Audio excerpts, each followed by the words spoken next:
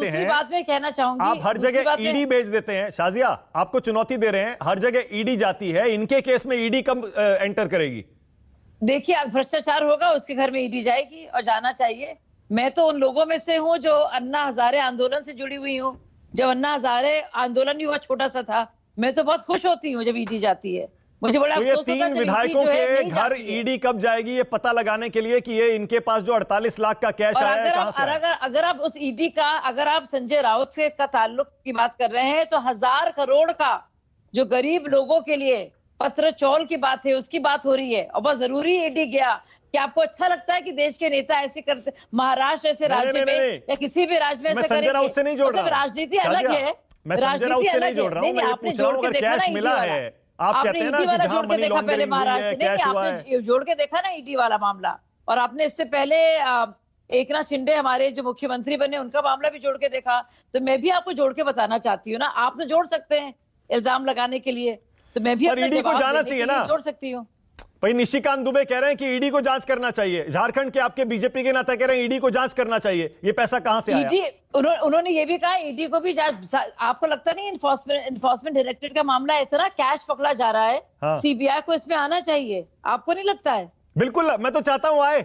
मैं तो चाहता हूं कि आप भी कहें कि सीबीआई और ईडी इसकी जांच करेगी। को लेकर नहीं, क्योंकि आपके मन में, आप लोग मन में एक सवालिया निशान लगा रहे हैं ईडी को लेकर। इसका मतलब ये नहीं है कि आप अपनी सारी एजेंसियों को बेकार कह देंगे। नहीं, मैं बेकार नहीं कह रहा हूं शाजिया, मैं तो ये कह रहा हूं कि ईडी को आना चाहिए और पता लगाना चाहिए कैश कहां से आया। कांग्रेस को भी बहुत ही बार बख्शा है, और ये वही सुप्रीम कोर्ट है या हाई कोर्ट है या अलग अलग विभिन्न हाई कोर्ट की बेंचेस हैं या फिर विभिन्न सुरक्षा एजेंसियां हैं जिन्होंने बहुत बार भाजपा के खिलाफ भी जजमेंट सुनाया है। तो मतलब हर तरफ इसको, हर बात पर ईडी से जोड़ लेना मुझे लगता है बहुत गलत है। आपकी पार्टी पर आरोप है, जो हमारे बहुत ही सम्मानित लीडर हैं, उन्होंने कहा है इतना कैश पकड़ा जा रहा है और ये लोकल खेल चल रहा है, और वहां पे क्या क्या क्या क्या अंदरूनी जो है कलह है जिसको सुलझाने के लिए सब काम हो रहा है। आपको लगता नहीं कोई सेंट्रल एजेंसी आनी चाहिए? आपको नहीं लगता? बिल्कुल आनी चाहिए, मैं तो खुद कह रहा हूं आनी चाहिए। सीबीआई या ईडी को उसमें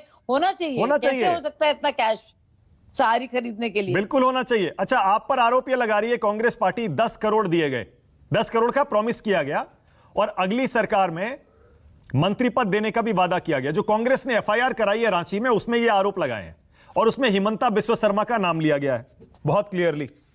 तो अब आपको तो फिर, क्योंकि जो कांग्रेस के एमएलए अनूप सिंह हैं वो तो कह रहे हैं मुझे भी खरीदने की कोशिश हुई, मुझे भी मंत्री पद देना चाहते थे, मैंने मना कर दिया।